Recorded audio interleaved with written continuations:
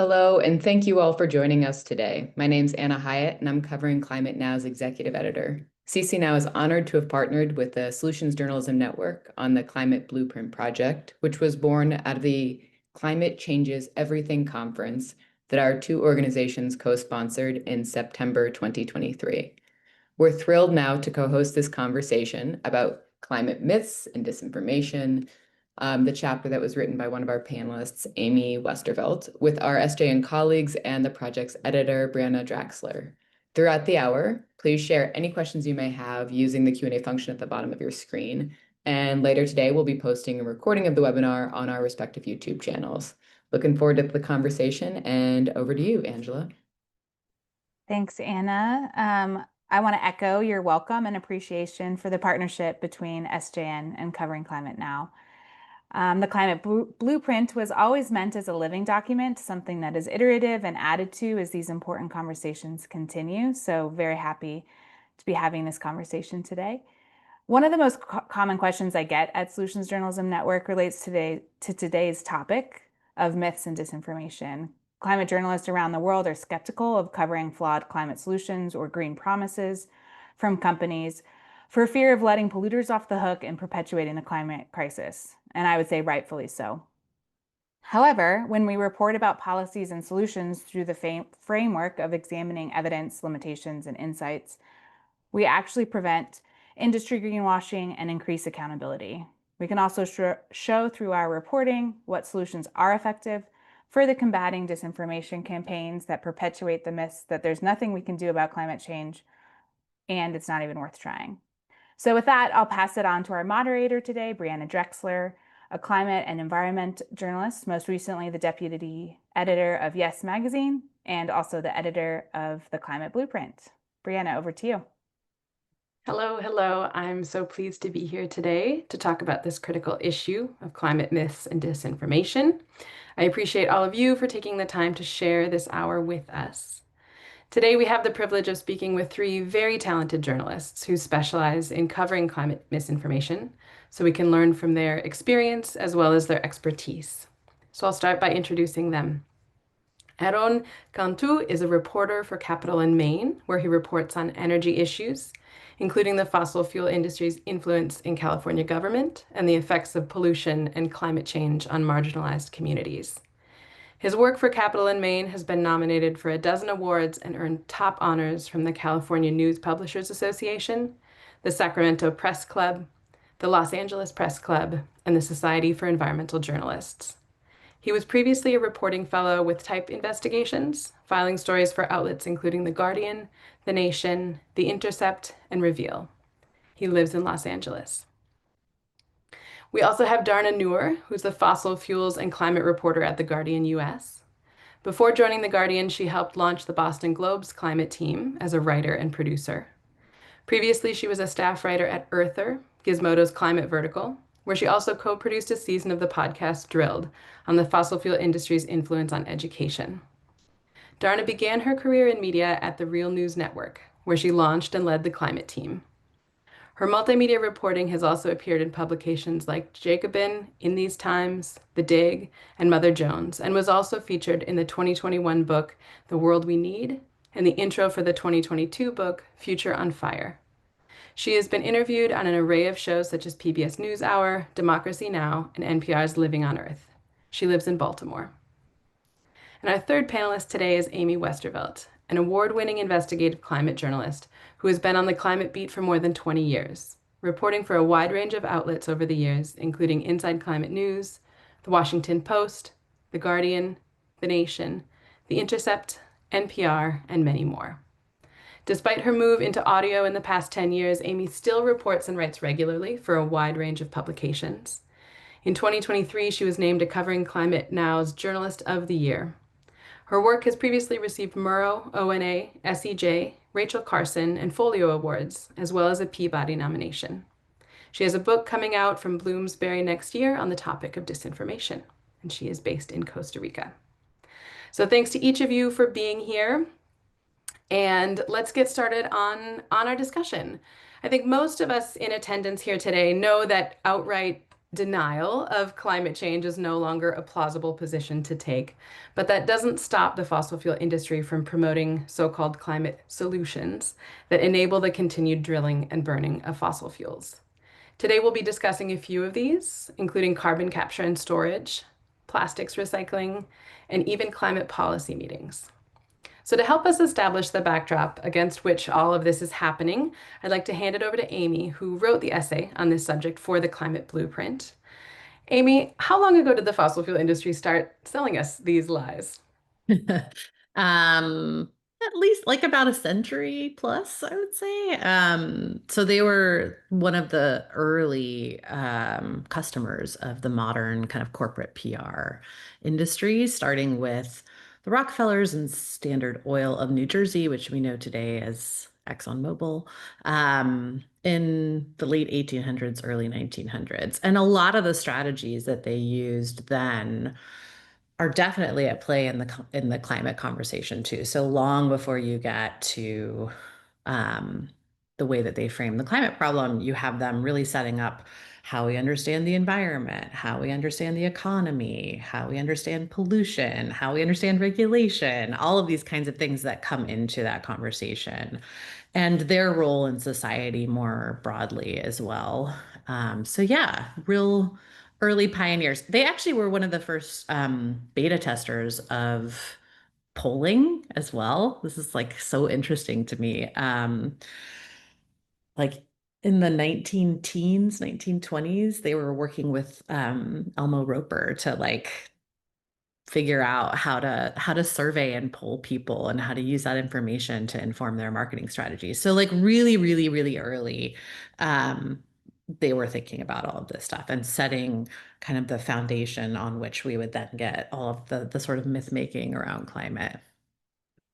So, knowing this track record and the ways in which that they have really um, enabled a lot of the things that we're seeing on a large scale, we shouldn't be surprised to find that some of what they're peddling now also doesn't hold water. So I'd love to start with carbon capture and storage, or carbon capture and sequestration, as it's sometimes referred to. This is included in most climate action plans as an important, sometimes necessary tool to meet climate goals. And I'd like to start by asking you, Aaron, can you tell us about how California talks about carbon capture and storage as part of their larger efforts to meet those climate goals? Yeah, well, it's interesting to hear Amy talk about that longer term history. Looking at California, the state has had a law on the books to cut emissions for about 20 years. The first state to do so in the US. And over that time, the oil industry here, the oil and gas industry, has been a central part of shaping how those regulations to cut emissions are actually put into policy. And one of the main long-term campaigns of the industry has been to support carbon capture. In fact, since the very beginning, in the mid 2000s, and then going back about 10 years, you noticed a sharp rise in lobbying expenditures by Chevron, California Resources Corporation, which is the biggest oil producer here, and other oil and gas companies to support this technology that has not had a good track record in the US or really anywhere else besides as a method to continue pumping oil by injecting the captured carbon back underground and stimulating those old oil reserves. California is historically an oil producer. A lot of those fields are depleted, and those techniques of stimulating new oil production have found new life here. So the governor recently announced a goal of 20 million metric tons he wanted to sequester underground by 2030. And that really was the result of a lot of lobbying by industry. Another interesting thing you see here is some of those uh, second generation of regulators in the state who were crafting policies to cut emissions in the state went on to work for these oil and gas companies or for associations representing them in order to lobby for carbon capture and other industry favorite solutions like hydrogen and renewable diesel, other kinds of methods. So you really see kind of on a smaller scale in California how the industry shaped at a very granular level the way that climate policies actually develop to their advantage. And with that, there's sort of like the technological shortcomings, there's the economic shortcomings, there's so many ways in which this just isn't going to fulfill the promises that they're making about it. But I also think that a really critical part of covering this is the impacts it has on communities. And so I'd like you to talk a little bit about that specifically, Eron, and how communities are reacting and trying to be heard despite the ways that the fossil fuel industry is really pushing these narratives. Yeah, well, I mean, there's been such great reporting, going back at least a decade about how the oil industry hid the truth of climate change in the way that their products were uh, destroying the planet and were not honest with the public about that information. And so that, obviously created some skepticism and doubt among advocates here, climate and environmental justice advocates over that proposed climate solution. And specifically with carbon plans for capturing carbon and burying it underground here, as proposed by academics and industry supporters, would require hundreds of miles of pipelines traveling from oil refineries in major metropolitan areas, gas power plants, and essentially piping that compressed volatile gas to fields in more rural areas in the Central Valley. And that is a huge concern because we have at least one incident in Mississippi, Satartia, Mississippi, a few years ago, where a carbon dioxide pipeline ruptured and caused a lot of casualties, not deaths, but it caused cars to stall. It caused some people had seizures in their cars when this cloud of CO2 gas kind of enveloped the street. So this is something that has shown to be dangerous, compressed CO2 in pipelines. There's not a lot of study done on those risks, and yet the industry, with the support of the state, has barreled forward with these plans for hundreds of miles of carbon dioxide pipelines. So that's just one example. And I think, the really the big question is, what is this worth? I mean, if these communities are asked to take such risks, is this going to result in any sort of tangible progress on cutting emissions? And the answer is not really. So there's a question of what is this all really for? Yeah, I think that's a great question and one that every reporter should be asking themselves and every one of their sources in this process. Um, I think one of the ways that feels like the narrative has really been able to benefit the fossil fuel industry's bottom line, despite all of these risks and the ways in which it's not really bearing out, is being used as a front for enhanced oil recovery, which you mentioned earlier, Eron. And this is one that I know you've covered in great depth, Amy. I'd like you to talk a little bit about how this carbon capture and storage is being used as a front for those techniques. Yeah, I mean, at this point, I consider carbon capture to be a very sophisticated rebrand of an oil production hack. It is, oil companies have been using carbon capture techniques for enhanced oil recovery since the late 80s. They have been, very familiar with this technology. This is not like some new thing that, they started investing money in because they thought it was a climate solution.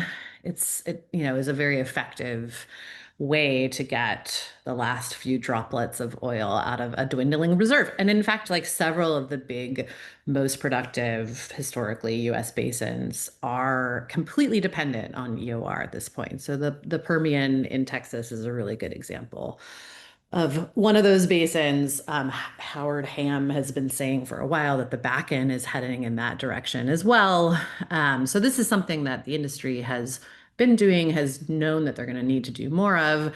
And as it started to become something that they could, credibly talk about being somewhat connected to emissions reductions, it started to become more and more like, oh, this is something that we could get a tax break for, which is very clever. It's an expensive process. They need it more and more.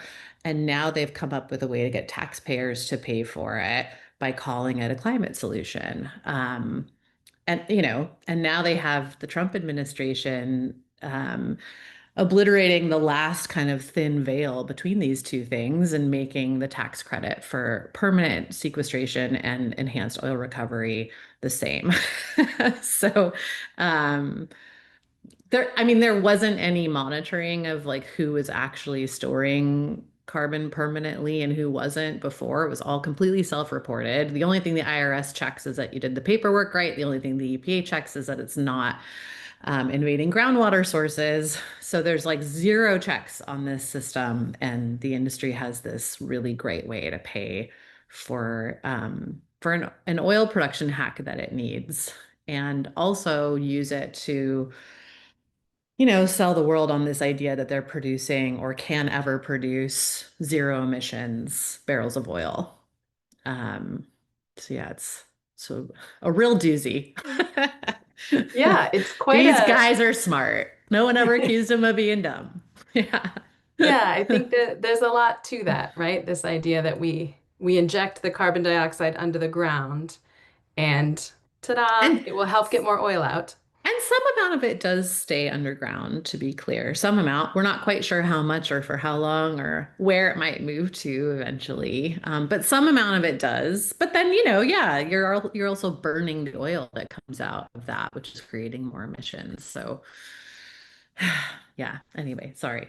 Absolutely. No, I think there's so much to that, right? It's like the research is selective and the messaging is selective to make sure that a particular narrative is the one that gets coverage. But the company's own research is showing that these are not viable projects economically or functionally, right? Yeah. I mean, they have quite a bit of internal research over the years that has shown that they know that it will never really scale to the level needed to actually like offset emissions, and there are a lot of big technical questions around it as well, including some thermodynamic stuff that like they can't just engineer their way out of. And there's a real problem with like geologic storage here. We're storing fracking waste down there, we're storing nuclear waste down there, and now we're adding compressed carbon. There's not enough room for all of it.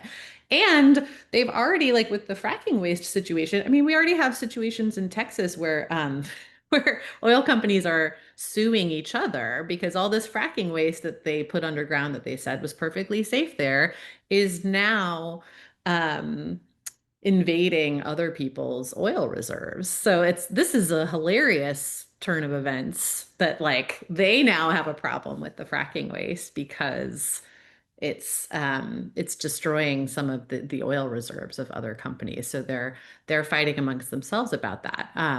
And yeah, no one has figured out yet whether this stuff stays underground, and if so, how long.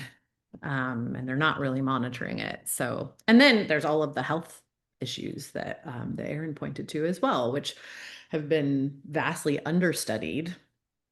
And what we do know is bad. So, yeah. Yeah. Problems impacting an oil company's bottom line will get far more attention than problems impacting the communities where these Yeah. projects happen, right? Yeah. So this kind of effort to present one message publicly, despite the fact that it contradicts even their own internal findings, is something that you have also covered, Darna. And I'm wondering if you can give us a little background on how fossil fuel companies have long been encouraging recycling of plastics as another one of these solutions that actually just continues the demand for their products. Yeah, totally. I feel like this is a really important time to be asking this question too, because, we're speaking 10 years after the initial Exxon new investigations, wherein like journalists turned up, as you're pointing to here, Brianna, a lot of evidence that like despite their internal findings, that their products would warm the climate, oil companies did everything they could to sort of sow doubt about that fact in the public. And there's been some research showing that there's been a similar thing going on with plastics and the solutions presented to deal with the plastic waste crisis. Um, Everyone watching this probably knows this, but like just to, sort of remind folks, this is a huge issue for oil and gas companies because plastics are made of, in the US, primarily oil and gas, but in other parts of the world, sometimes even still coal, but primarily made of fossil fuels.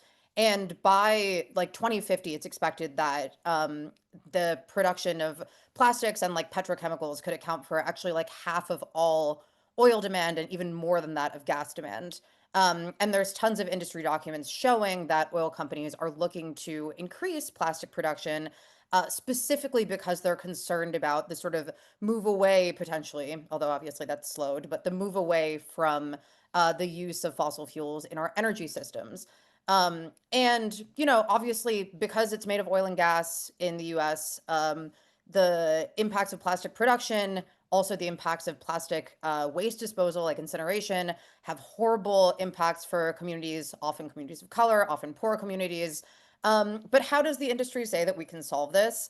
Just recycle the plastic, right? Just, despite the fact that it is very difficult to do that, despite the fact that it's very expensive to do that, just recycle the plastic. And they say this very, very convincingly.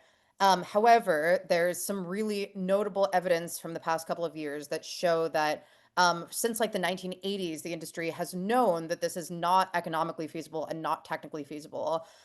There was this one internal trade report that said, it was in the 1980s, and it said, quote, recycling cannot be considered a permanent solid waste solution to plastics as it merely prolongs the time until an item is disposed of. They're sort of alluding here to the fact that recycling actually does degrade plastic, meaning that a recycled plastic product often cannot be remade into a new product. At most, that can happen like a couple of times in most cases. But what did they do years after they, put out that trade report into the world?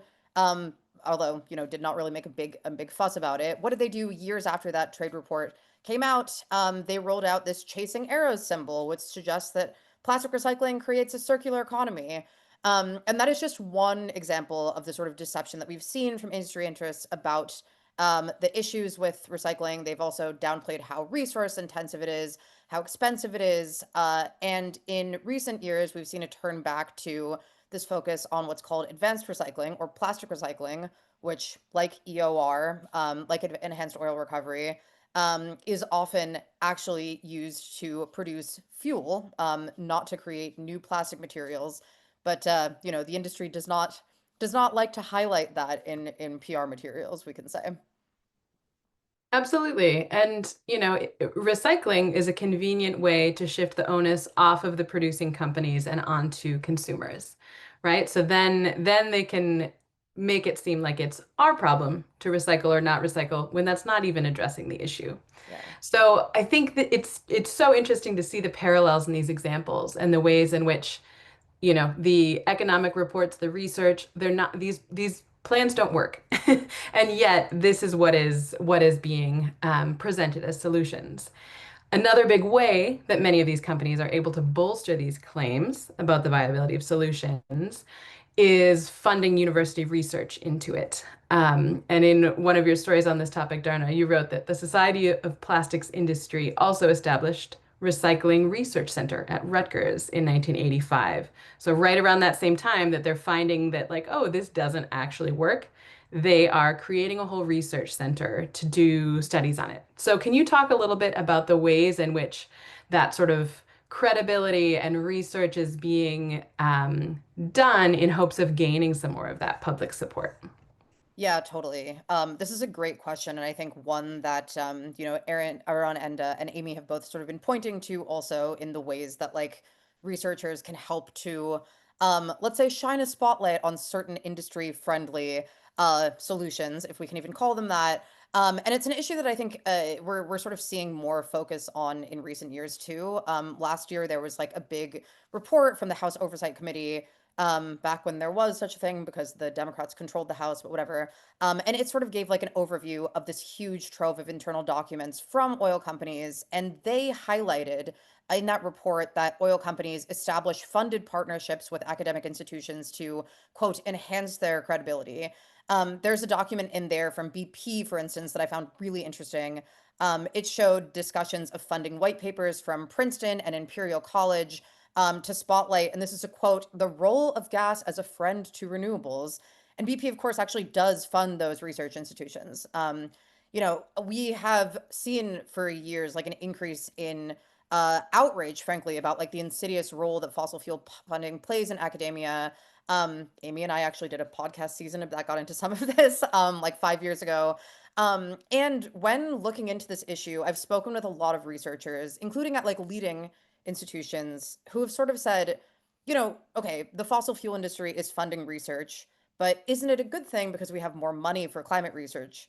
And the problem there is that there's a ton of evidence that actually oil companies are specifically funding research that protects their business models, protects their bottom lines, greenwashes their reputations, and definitely like distracts from this need to get rid of fossil fuels altogether, right?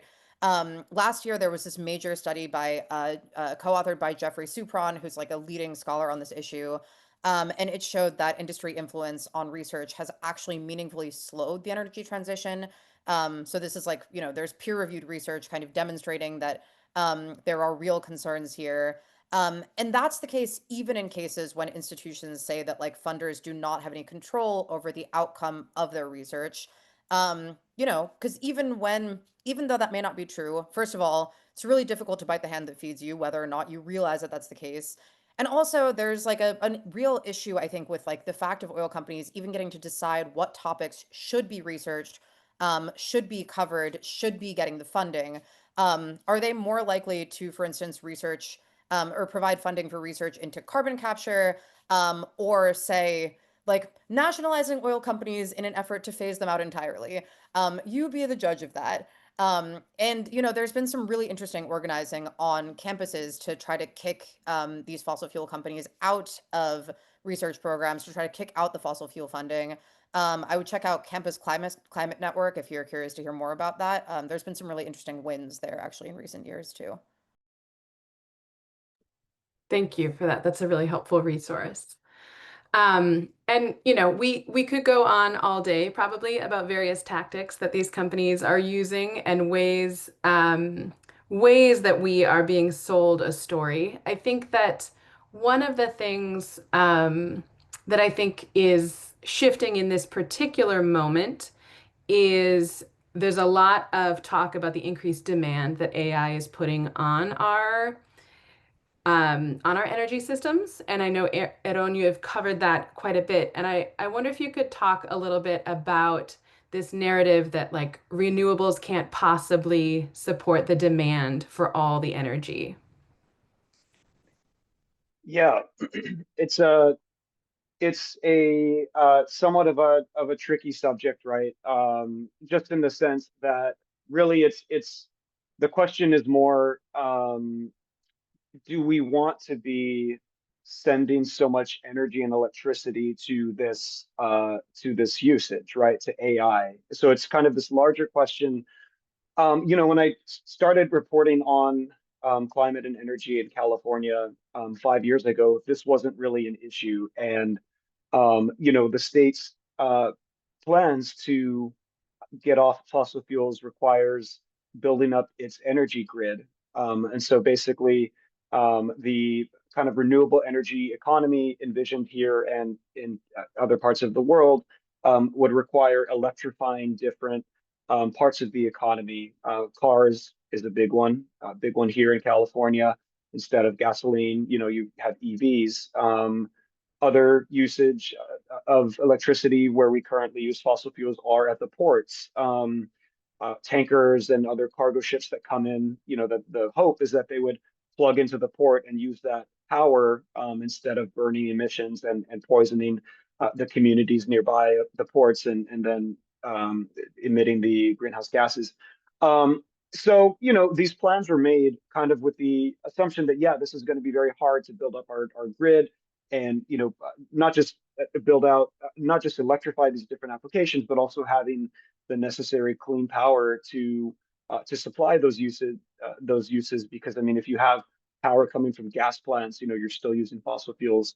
But it seemed manageable, right? And then now you've kind of thrown these data centers into the forecasting, and the potential for change has become so much harder, because these data centers, as probably most people have read, are major energy hogs for different reasons. The servers they run, the chips that they use require so much energy, and that can harm the march toward a decarbonized economy in a few ways. I mean, number one, they can take up renewable power that may have gone to other uses like cars or electrifying buildings, instead of relying on dirty energy to supply that electricity.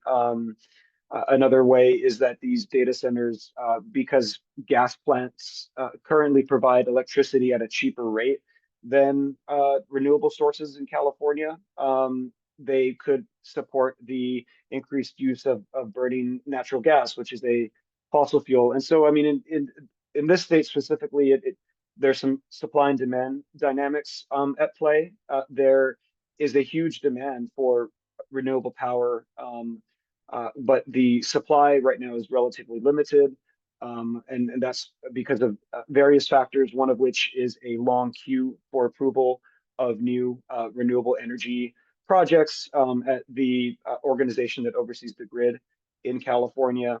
But the bottom line is, we look at these AI data centers. I mean, we've all read about the social cost of these of this technology, let alone the economic costs.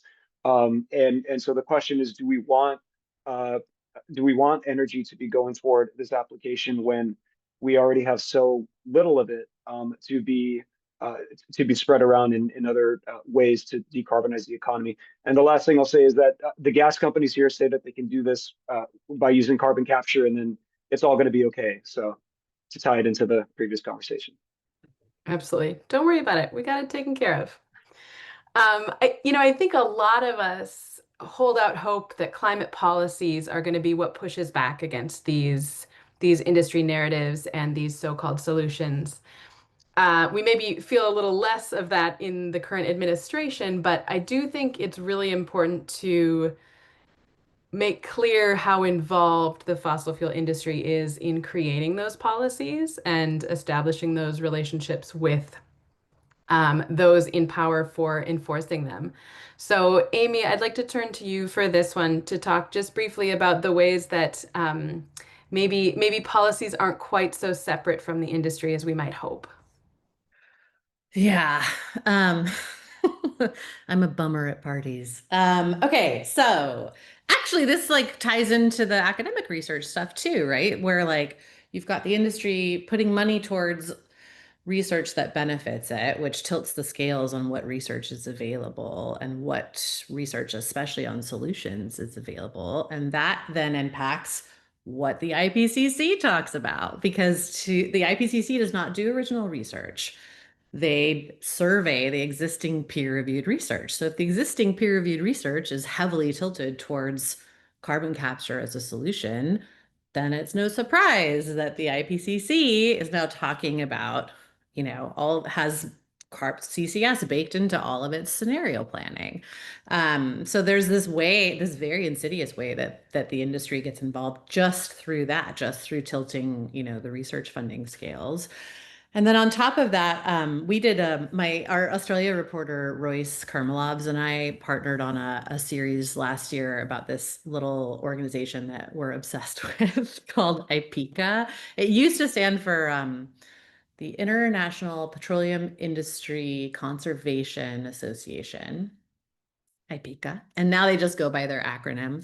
It started out as a tiny little like entity within the UN Environment Program. So this is like in the 70s it started when UNEP was like, oh, we should have these different industry groups to coordinate solutions that the industry needs to be involved with. And they were particularly focused on oil spills at the time. So it was like, oh, well, we're going to need the oil companies to tell us how to coordinate around, rapid response to oil spills and how are we going to get on top of this globally and all of that stuff. But it's very clear, even in IPCA's organizing documents, that they saw it as this is how we're going to keep track of what the UN is talking about in terms of global regulation. Because keep in mind, like, environmental regulation is like one of the first, maybe the first times that we start talking about global regulation of industry.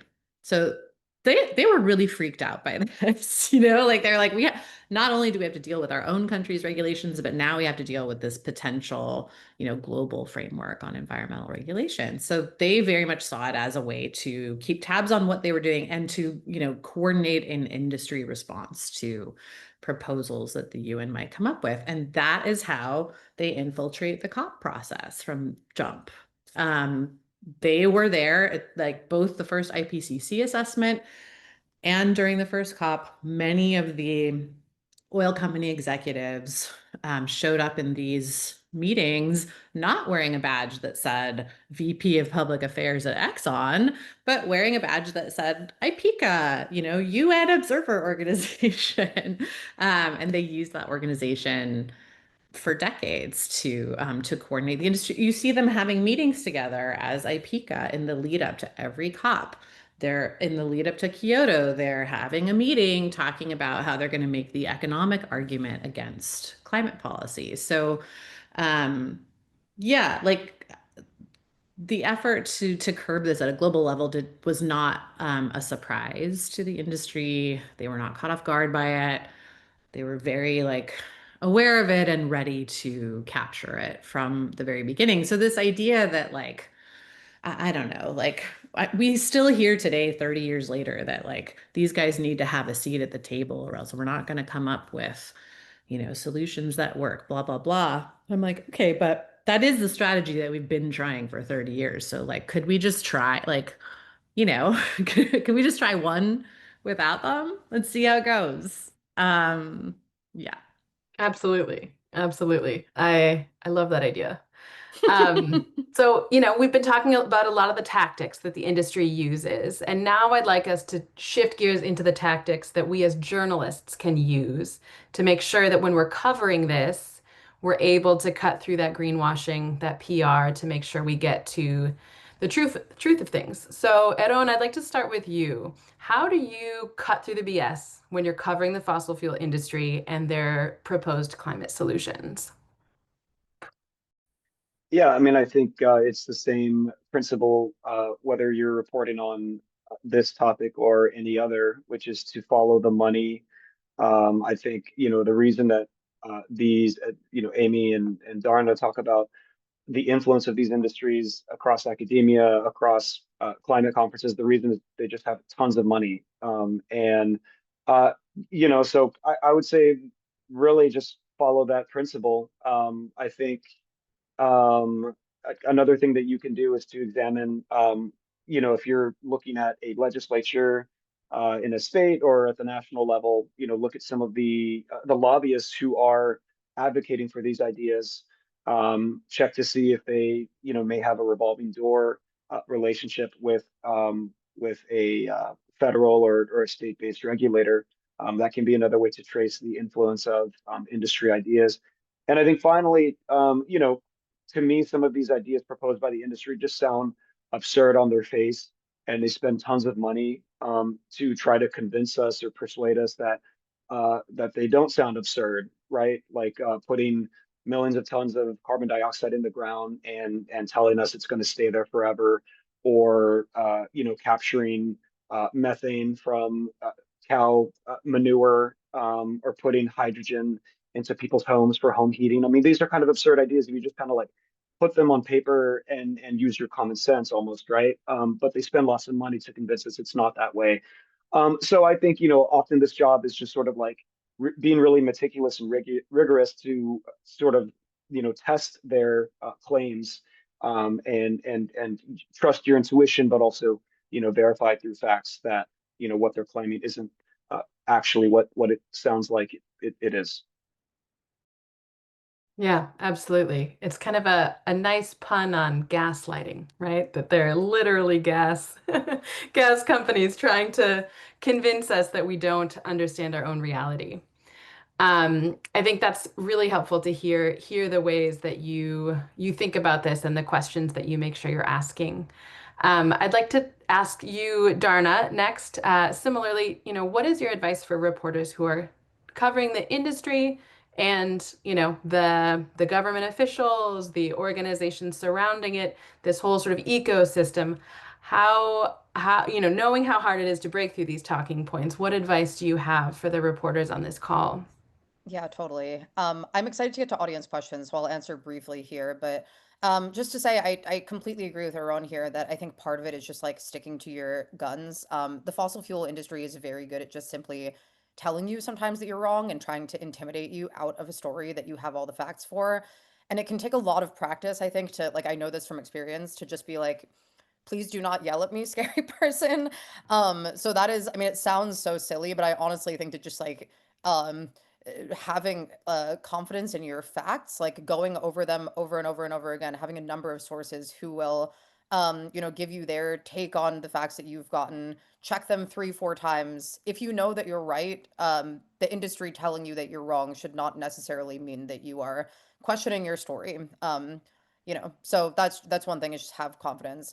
The other thing that I think has really helped me, honestly, is just getting really familiar with like the industry's playbook that they've used to sow doubt about, the climate crisis, about, the need to phase out fossil fuels for decades, for like a century now. They have like these really kind of tried and true tactics that they go back to over and over again. And I feel like, it's a lot harder to respond to a press release or something from Exxon, or like a phone call from like an angry person at Chevron, if you are seeing their comments in a vacuum. But if you can kind of look at what they're telling you and say, oh, I actually recognize this tactic. Like, I recognize this talking point that you're using from an industry document that I saw 20 years ago. If you can place it within that sort of lineage, then I think it can be easier to say like, oh, I understand where you're coming from here. And like, your the fight that you're trying to have is not just with me, but around through like with the kind of lineage of journalists who have been trying to call you out for this for decades. I love that. There is so much reusing of lines and arguments from that playbook that it's a great recommendation to get familiar in the ways that they've been doing it. I think in our conversation today, we've showed that there are so many parallels between how they sell carbon capture and storage and plastics recycling, right? These things that may not seem related on their face, it's a lot of the same talking points. And if you can see them as talking points rather than meaningful arguments, that goes a long way. Totally. Also, sometimes some of the same people, like Google the people that you're Mm, getting comments from, and sometimes you'll be like, oh my gosh, you're the guy from the 70s in that one industry document that I reported on. So like Google the interesting. names. Interesting. Interesting. Yeah, I hadn't thought about just how the continuity can be really effective when you've got a person who's making those arguments and they're landing. Um, Amy, I want to turn it to you next. And, I think part of the challenge I see is that people do want to read about climate solutions. And Yeah. so, there is an appeal in being able to cover something that gives some hope, gives some vision of improvement going forward. But you write in the Climate Blueprint essay that our conversation is based on that, accountability is a necessary precursor to legitimate solutions. So can you talk about the value of accountability journalism specifically and what it can enable in this space? Yeah, I always talk about accountability as a solution in and of itself because, like, getting the obstructionists out of the way is like very necessary to getting to effective solutions. And I also actually would just add on to what Aaron and Darna were saying about like how to report on this, that like I'm a big fan of asking dumb questions about science and tech, because I feel like the industry will often use the fact that, you know, a lot of us reporters, not all, some have a very scientific and technical background, but a lot of us don't. And I think it's really easy for them to prey on that and to be like, oh, like you just don't understand the physics behind it or whatever, you know? And I'm like, you're right, I don't. Explain it to me again. And that's how, like, I swear I have gotten so many um, little bits of information that make me realize they're lying just by asking them to explain it over and over again, or by asking multiple people like that. With carbon capture, honestly, I started out being like, I must just not understand this technology because, you know, there are so many smart people saying that it works, and like it just doesn't seem like it would work. Explain it to me again. So really like not being afraid to seem stupid is like a good thing to do. But anyway, yeah, I think that like we are not going to be able to understand what the effective real solutions are if we don't understand what's wrong with the things that that don't work, and if we don't like declutter the conversation from that stuff. Absolutely. And Eron has done some great trainings on this topic using the solutions journalism framework in accountability reporting. So, Eron, I'd love to have you kind of weigh in with that perspective on this as well, please. Yeah, just real quick so we can get to questions. But so there's a sort of standard accountability framework that ProPublica uses and that we've integrated in our newsroom for our accountability reporting, which is to ask who is who was harmed, who's doing the harm, and what can be done about it. It's kind of a paraphrase, and you know that can be applied to solutions journalism for climate reporting. I think one way is to ask the question, you know, what is the proposed climate solution, and does it cause harm to any communities, or is it threatening to cause harm? An obvious example would be carbon dioxide pipelines near communities to enable carbon capture. And I think another question, you know, related to this would be, is a climate solution failing or is it at risk of failing? Because again, the stakes are very high. If a climate solution is at risk of not cutting greenhouse gas emissions, that means climate change will get worse. And that, of course, is a harm to the entire world. Thank you. Appreciate that. We're going to shift now to some audience questions, so please keep those coming. The first one is from Poonam Narottam, and they ask, can you talk a bit about the oil and gas industry's connection to offshore wind and the misinformation or disinformation sowed in that sphere? I'm just going to open it up to whoever feels inclined to answer these questions.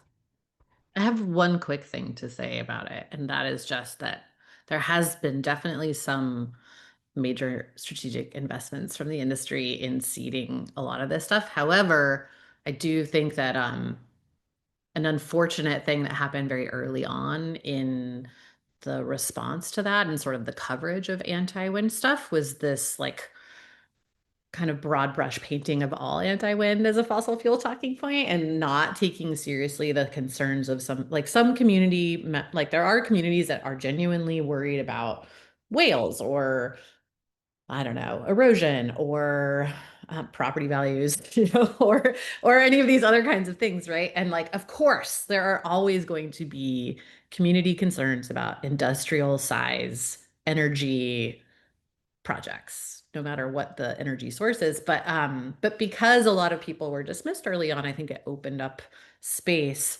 for them to be like, oh, these environmentalists just aren't open to like having conversations about, you know, any of the issues with renewables and, you know, what about critical minerals and what about this and what about that? And like, I think it's important that we're able to like hold both things at the same time. However, what they did really effectively was convince people that the choice was between like grid scale offshore wind or nothing, but somehow an endless amount of energy versus grid scale offshore wind or offshore oil drilling, which is far more disruptive to whales, communities, ocean ecosystems, all of these things. So yeah, anyway. Thank you for that.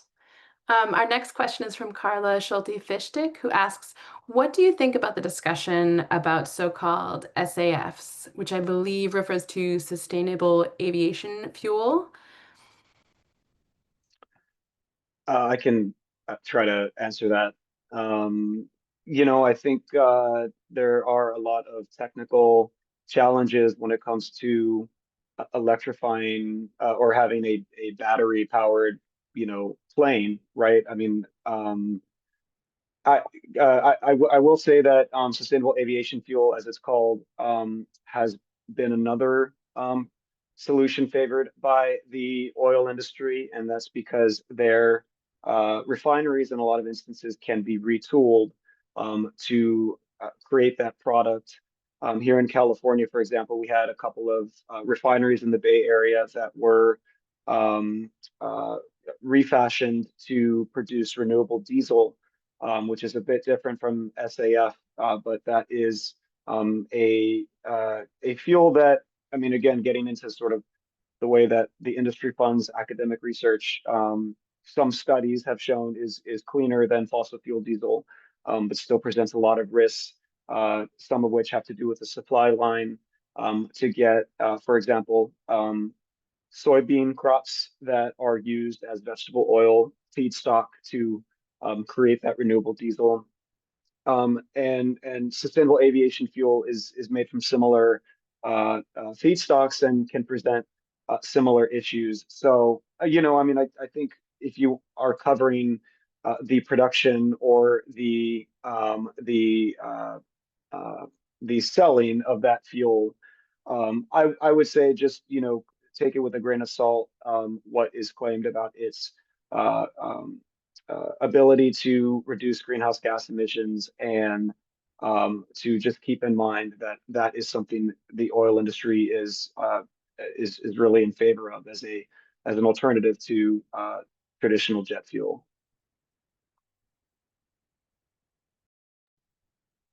Thank you so much.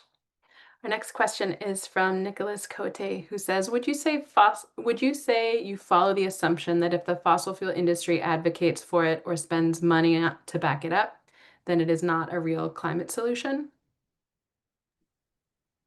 No, I mean, I don't think that that's the case. But I do think that following the money means that like solutions that uh, solutions that have obtained industry funding and industry backing tend to obtain that backing for a reason. I mean, I don't think that that means that like there's no place for instance, like new technology in taking on the climate crisis. I just think it's important to remember that like the industry backs things that's good for the industry.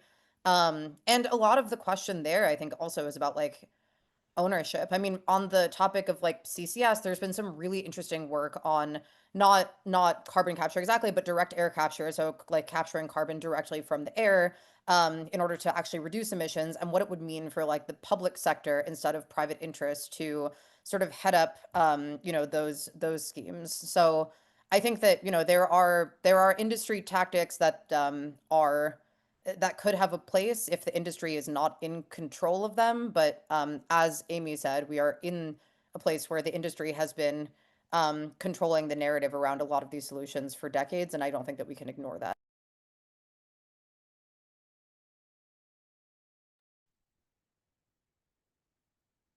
All right. Our next question is from Alec Loon, who asks, what will you guys be looking out for at COP30 in terms of disinformation tactics, as well as potential stories? Or is it totally irrelevant at this point? Not irrelevant, not irrelevant. I just want to say that. I know I'm going to be looking at carbon capture.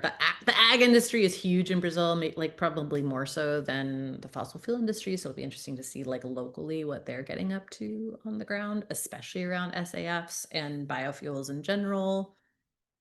And I think that it'll be interesting to see who carries water for the US, since the US negotiators won't be there. Who picks up the torch of not wanting to pay climate reparations or ever phase out fossil fuels? My vote is Saudi and Europe. But yeah, we'll see. Totally. Maybe Canada, maybe Norway, Australia. Yeah. Um, Yeah. The other thing is, like, I think it's particularly interesting this year because the Brazil government has actually placed misinformation on the agenda for the first time ever. And so I feel like, I mean, there's some debate to be had about like how much hypocrisy itself creates a story, but I do think that, like, the fact of misinformation being called out, I would hope should bring a little bit more attention to misinformation and disinformation that's being spread within the conference halls, which, I mean, that always happens. So I think even And more the folks look out for it. totally, and the UN information integrity people like really want to see something in the final document that Yeah, touches on that, which actually would be a really big deal. So totally. yeah. Yeah.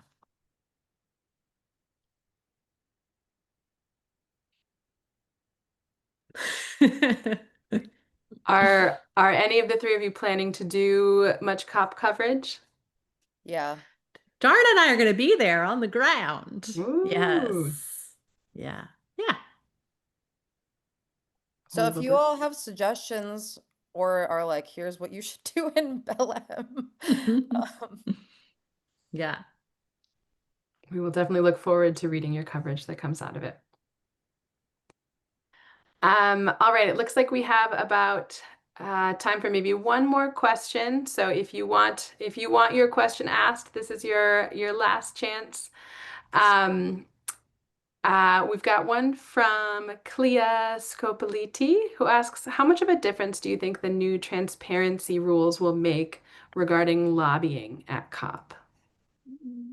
I mean, like, I don't want to rain on anyone's parade or yuck someone's yum or whatever the phrase is. But and I mean it's good, like it's better to have transparency rules than to not have them. But like they'll just use IPCA or they'll use whatever other, or if they don't want to be like seen as being lobbying, there are many ways for them to avoid that, unfortunately. I don't think it will. And also there's a level of shamelessness at this point that I don't really think they're trying to hide that they're lobbying anymore.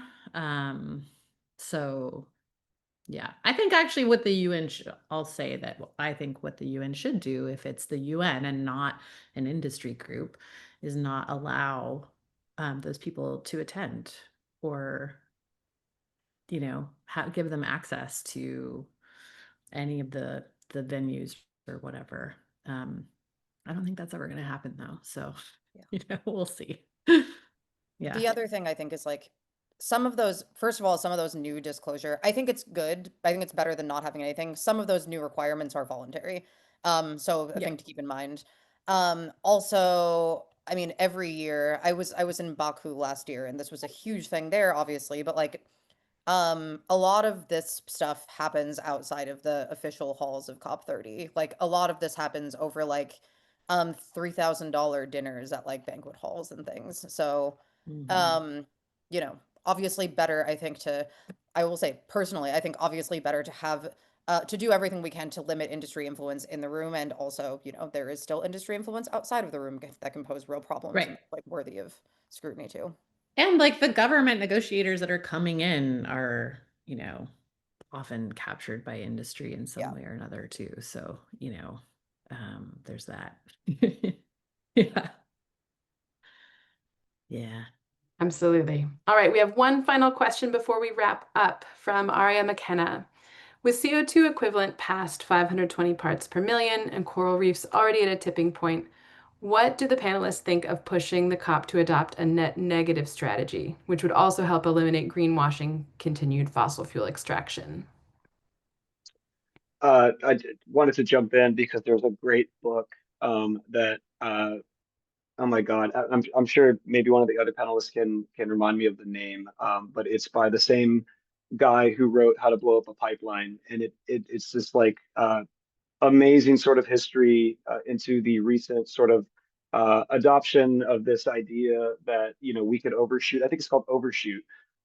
This idea that we could overshoot the 1.5 Celsius degree of warming for a few years and then bring it back, and everything would be okay. And so, I mean, again, it's one of those on its face kind of absurd ideas that, but that so much money has been invested in over the years. So many people's careers, depend on this idea of making this unreality um, part of reality. I would just really recommend it because I think I want to hear what the other panelists have to say, but the concept of sort of net negative, I feel in my own reporting and in Andreas Malm's book, that's the Overshoot book, and other things I've read, it can be a bit of a red herring to actually just reducing emissions in the here and now.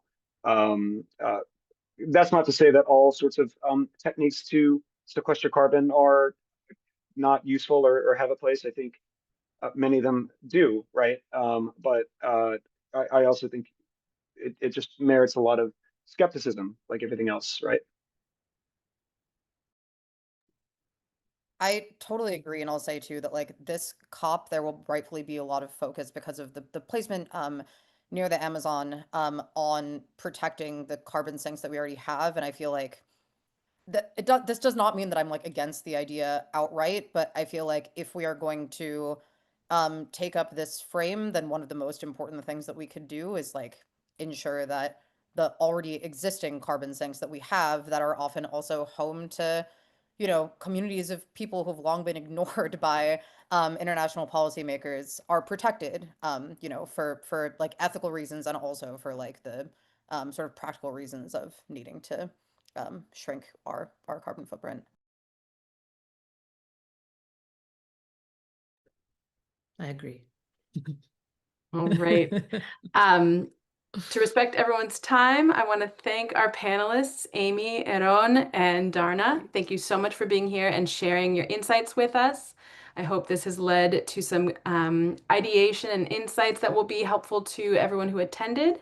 Thanks for all of the participants. Thank you for your questions and for joining us today.